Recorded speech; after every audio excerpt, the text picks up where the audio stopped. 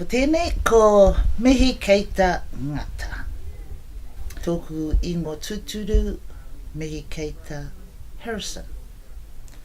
No Waipiro, te taho o tōku pāpā, te taho o tōku māmā.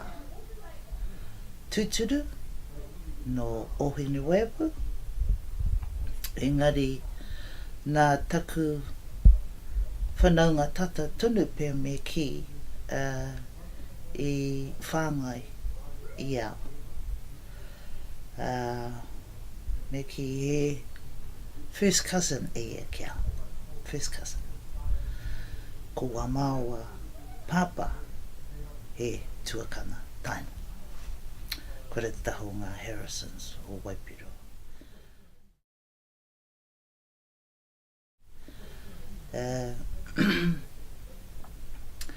Engari, I runga I te āhuatanga o te whāngai, ko taku Pāpārā, nā e kupu hau tēnā pēr kia koutou. Taku Pāpārā, koera tōku pāpā tuturu, ne?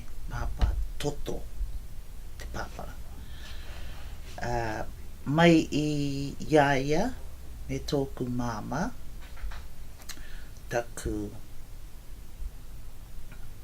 Kōkārā. Ko rāwatahi, nā te tino a tāhua pēo o rāwatahi, he nui warao tamariki. Ko au te mea te kaumārua o ngā o te kaumātoru. Engari, mo heo tunu tēnā āhuatanga o te wahine āhua nui tunu warhatu pepe, tamariki, ka kangenge haere te tinana. Nā waira I te hapu ia ko au tēnā I roto I tōna puku ka hara mai tōku whanaunga te Kēmara Harrison. Me tana pātai hāngai tunu kiai. Mena he kōtiro tēnā. Ho mai kiao. Nā, I runga tau āhuatanga, ko ngenge a māma. Te wā I whānau mai a wau. Nā, tuku nātu kia te Kēmara Harrison.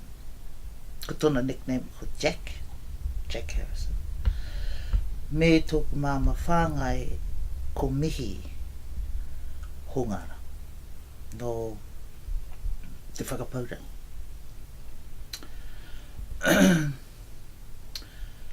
Nā I taua wā tunu ka hoki hāngai tunu pēra ki tōna wāhi mahi ko Huirua Station. Koera tētahi o ngā teihana I nā te kaitanga. I raro mai I te maru o ngā Williams o Awawa. Aua nui tunu ngā whānau no ana I re. Nā tipu mai wau I kona me ki rongahere. Ko wāku nei hoa he hipi, he kau, he kuri, he puak, he rakiraki, he pi kākao. Koera tunu tāku nei tipuranga. Engari ahua nui tunu ngā whānau Māori e mahi anora I runga I te teihanara. Ko rātou I haramai mai I rangitukia. Te nui ngō rātou I haramai mai I rangitukia. Nā waira, ko te reo e haere ana I taua wā, ko te reo Māori anaki. Kai tōku māma whāngai e mōhio ana ki te tino kaha ki te seisei Pākehā. Ka miki rapu katoa te kui. Hau te papa, taku papa Jack. Awa koe tēnā e mahi ana e huri haere ana I waingana I ngā uetahi o ngā kaimahi o te pāmura. Nā, koera tāku nei tipuranga I au e tamariki ana. Rawe ki au. Tēnō ātāhua tēnā momo tipuranga.